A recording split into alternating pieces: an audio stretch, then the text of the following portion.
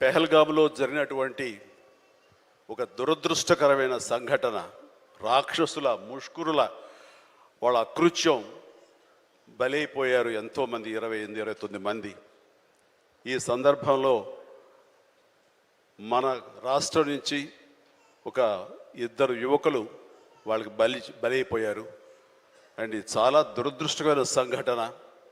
అలాంటి బాడీని ఆయన రిసీవ్ చేసుకుని వారి కుటుంబాన్ని పరామర్శిస్తున్నారు. మరో పక్కన ఇక్కడ తెనాలి అనుకుంటా, ఐ హోప్ పవన్ కళ్యాణ్ కావలి వెళ్ళి పవన్ కళ్యాణ్ వెళ్ళి వాళ్ళని పరామర్శిస్తూ వాళ్ళకి మానసిక స్థైర్యాన్ని, ధైర్యాన్ని ఇవ్వడం కోసం తమ వంతు కృషి చేస్తున్నారు. అండ్ వీళ్ళు చేసినటువంటి ఈ ప్రయత్నాన్ని మనస్ఫూర్తిగా నేను అభినందిస్తూ, అలాగే ఆ కుటుంబం 50 మందికి, అలాగే ఇతర రాష్ట్రాల్లో ప్రాణాలు అర్పించినటువంటి ప్రతి ఒక్కరికి హృదయపూర్వక నా కండోలెన్సెస్ని, సానుభూతిని తెలియజేస్తూ వాళ్ళ ఆత్మశాంతి చేకూరాలని సభాముఖంగా నేను కోరుకుంటున్నాను. ఇది సందర్భం కాదు తెలియదు, కానీ మనసు కలిచివేస్తుంది. ఇలా మీతో షేర్ చేసుకుంటే కొంచెం ఊరట లభిస్తుందని వారి సమక్షంలో నేను తెలియజేసుకుంటున్నాను.